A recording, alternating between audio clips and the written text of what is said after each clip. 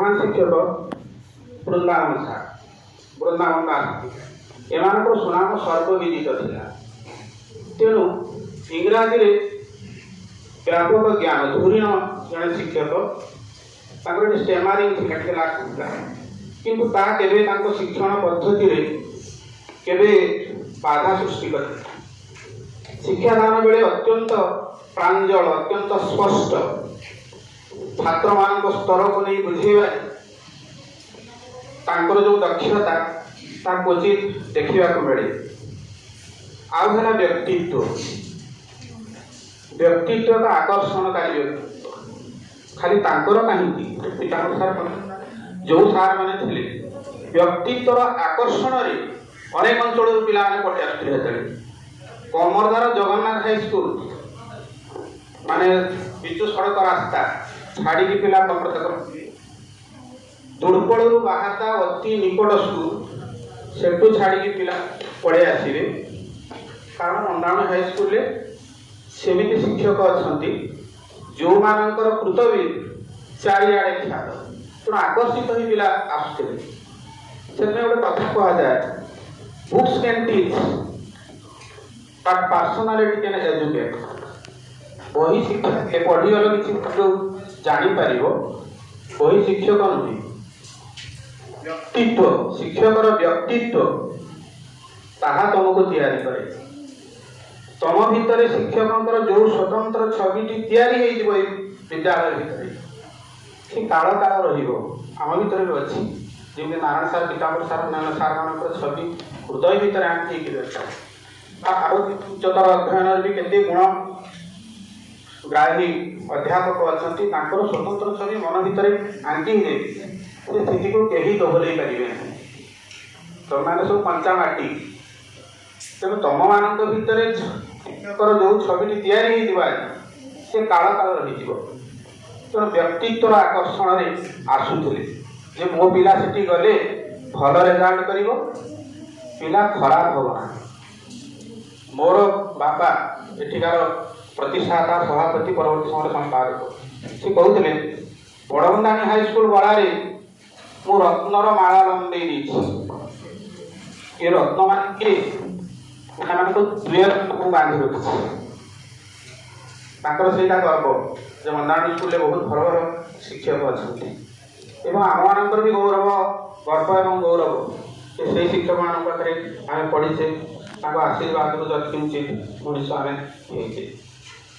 जहाँ मुझे अत्यंत विनय भाव केते कष्ट करुले आसवाई तुड़पल्लू सीधा आसुले साइकेल चला तुड़पल्लू सीधा आसुले रास्ता देकर कात रास्ता नीलझर रास्तार आसिक ठीक टाइम पहुँचुले अत्यंत कर्तव्यपरायण लोक क्लास सेकेंड पड़ो ना समस्त को सहकर्मी कहते स्टॉप गैप मैनेजमेंट कर शिख अर्थात विद्यालय को शिक्षक जदि कौन से असुस्थतावश अनुपस्थित रोचते कार्यक्षमता अनुपस्थित रोचते क्लास को एडजस्ट जदि कहीं सी छिड़ाए पिला गोटे दिन विद्यालय को आसी से फेर तेणु अत्यंत कर्मठ अत्यंत कर्मयोगी ता सहित प्रचंड आध्यात्म सब गुड़ाक सुगुण भाव में मिश्रित तेणु अति मानव से होती आम श्रद्धा आम सम्मान एवं भक्तिर अधिकारी होती।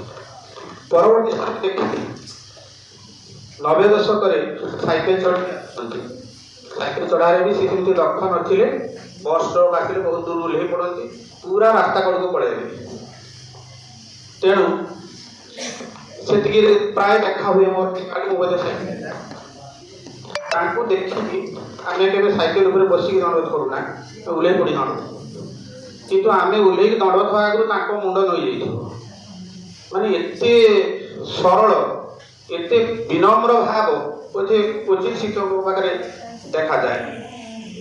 तेणु सबू मोर अध्यापक बंधु मैंने भी कहती नहीं बालेश्वर जाइए जो ओरिएंटेशन प्रोग्राम से घर को सन्धे नहीं मुझे गोटे व्यक्तिगत हो पड़ते देखिए कौन खाइब कौन कर जदिव खाइबार उद्देश्य आम न था देखा करवा आशीर्वाद टी नवा से मैंने कहती एते सरल एवं एते ज्ञानी सार आम जीवन में आम देखी ना ମାଟିର ମଣିଷ ସେ ସରଳ ଥିଲେ ବୋଲି ମାଟି ଥିଲେ ବୋଲି ମାଟି ସହିତ ମିଶୁଥିଲେ ବୋଲି ଦିନ ଦରିଦ୍ର ଦୁଃଖ ବୁଝୁଥିଲେ ବୋଲି ସେ ମହିଆ ଆଣିପାରିଥିଲେ ଗରିଆଁ ହୋଇପାରିଥିଲେ।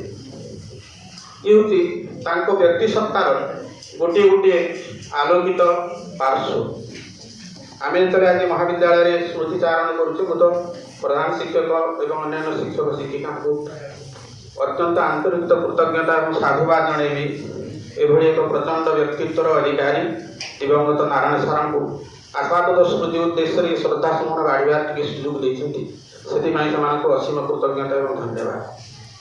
ପିଲାମାନଙ୍କୁ କହିବା ଖାଲି ସ୍ମୃତିସଭା ବସିଗଲେ ହେବ ନାହିଁ। ଏ ମହାବିଦ୍ୟାଳୟ ଏ ବିଦ୍ୟାଳୟର ଯେଉଁ ସୁନାମ ଅଛି ଏ ସୁନାମକୁ ଅଖଣ୍ଡ ରଖିବା ଦାୟିତ୍ୱ ହେଉଛି ତୁମମାନଙ୍କର। କୋଠାରୀ କମିଶନ କହିଲା India Destiny is built in ହାର୍ କ୍ଲାସରୁମ୍। ଭାରତର ଭାଗ୍ୟ ଶ୍ରେଣୀ ଗୃହରେ ତିଆରି ହୁଏ। ଭାଗ୍ୟ ଆଉ କେଉଁଠି ତିଆରି ହୁଏ? ଏଇଠୁ ହିଁ ପିଲା ବାହାରନ୍ତି, ଏଇଠୁ ହିଁ ମଣିଷ ବଞ୍ଚନ୍ତି। ଡାକ୍ତର ହୁଅନ୍ତୁ, ଇଞ୍ଜିନିୟର ହୁଅନ୍ତୁ, ସବୁ ହୁଅନ୍ତୁ, ଏଇଟା ମଣିଷ ତିଆରି କାରଖାନା। ଏଠିର ମୂର୍ତ୍ତିକାର ମାନେ ହେଉଛନ୍ତି ଏଠି ଶିକ୍ଷକ। ତେଣୁ ଶିକ୍ଷକମାନଙ୍କର ସୁନାମ ରହିବ, ମହାବିଦ୍ୟାଳୟର ସୁନାମ ରହିବ। ସେଥିପାଇଁ ଆମେ କଠିନ ଅଧ୍ୟବସାୟ କରିବା। ଯଦି କରୁଛେ ତାହେଲେ ମୁଁ ଭାବିବି ଯେ ତାଙ୍କ ପ୍ରତି ଗୋଟିଏ ପ୍ରକୋଷ୍ଠ ଶ୍ରଦ୍ଧାଞ୍ଜଳି ହେବ।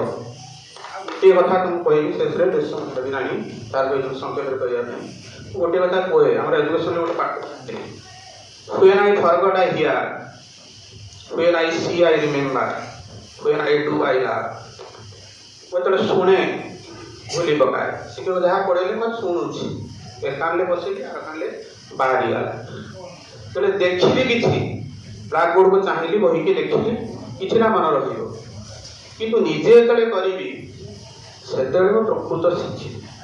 ତେଣୁ ଶିଖିବାର ଦାୟିତ୍ୱ ନିଜ ଉପରେ। କ'ଣ?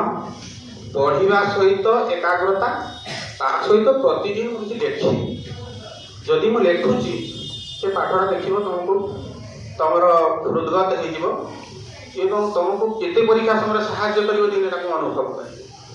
ତେଣୁ ଭାବୁଛି ଏ ଛୋଟ ଛୋଟ ଉପଦେଶ ଯାହା ମହାତ୍ମାମାନେ ଆମକୁ ଦେଇଛନ୍ତି ସେମାନଙ୍କୁ ଆମେ ଅନୁକରଣ କରିବା, ଅନୁପାଳନ କରିବା ଏବଂ ଏ ମହାବିଦ୍ୟାଳୟର ସାର୍ଥକତା କାଲି ହୁଏତ ଗୋପାଳ ସାର୍ ବି ନାରାୟଣ ସାରଙ୍କର ସ୍ଥାନ ନେଇ ନେବେ।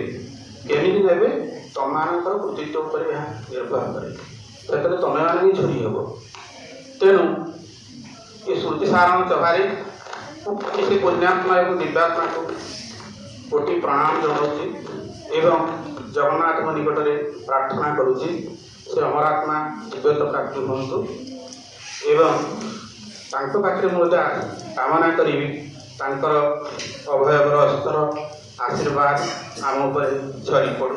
ଏତିକି କହି ମୁଁ ମୋର ବକ୍ତବ୍ୟ ଶେଷ କରୁଛି। ଜୟ ଜଗନ୍ନାଥ। ଜୟ